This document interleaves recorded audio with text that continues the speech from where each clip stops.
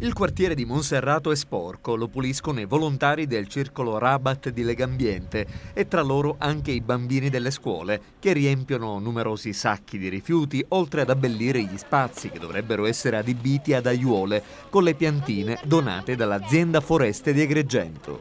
Abbiamo trovato pure benzina, bottiglie di benzina, bottiglie di olio, pure lattine, bottiglie di vetro, carte. Io non vengo da Monserrato, sono di Agrigento, però Monserrato fa sempre parte di Agrigento ed è bene pulire anche Monserrato. Noi siamo venuti qui oggi per pulirlo e per renderlo più pulito e per dare esempio anche agli altri. I bambini si mostrano sensibili all'iniziativa di Legambiente, che vuole anche essere una provocazione rispetto alle inadempienze e ai ritardi, afferma l'ambientalista Claudia Casa, e per protestare riguardo l'inquinamento atmosferico a Monserrato e Villaseta, che provoca gravi rischi per la salute. È importante che questo problema venga finalmente affrontato e risolto alla radice.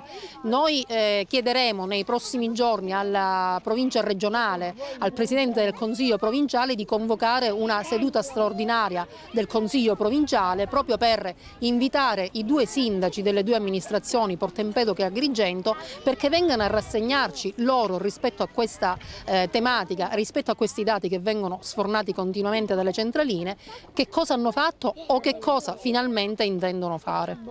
Strade malconce, marciapiedi divelti, discariche abusive in più zone. Questo oggi purtroppo il volto del popoloso quartiere.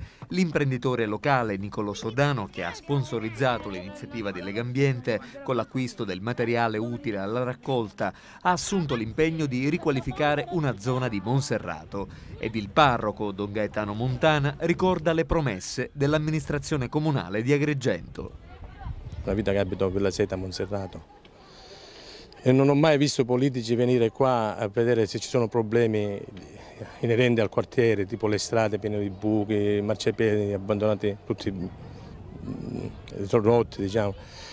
E qui vengono i politici nel periodo delle elezioni, la campagna elettorale, a prendere voti, perché è un quartiere popoloso questo.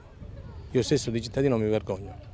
Il quartiere è al centro di un problema di inquinamento, tutti ne parlano, nessuno lo affronta. E allora noi adesso, siccome siamo stati persone estremamente civili, che abbiamo aspettato con estrema pazienza, ma questo non significa non accorgerci e questo non significa non avere la forza di denunziare inadempienze. La nostra logica non è mai violenta, né nel linguaggio né nelle forme, evidentemente, però la nostra pazienza adesso è arrivata alla decisione forte che dinanzi ai problemi di Monserrato non ci tireremo indietro. Ci sono state fatte due promesse. Una promessa che in ottobre cominceranno dei lavori per gli svincoli di Monserrato. Oggi è il 1° ottobre, noi stiamo aspettando, ottobre non è finito, è ovvio, noi aspettiamo, ma se entro ottobre i lavori non partono, la nostra pazienza ci impone con molta decisione di denunziare i fatti.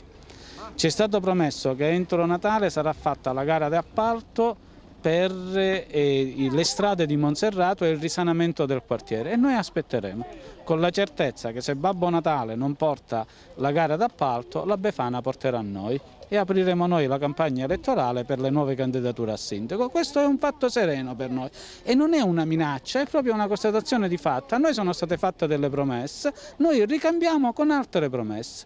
Se vengono mantenute le prime, le nostre cadono nel vuoto, se le prime non vengono mantenute noi realizziamo le nostre.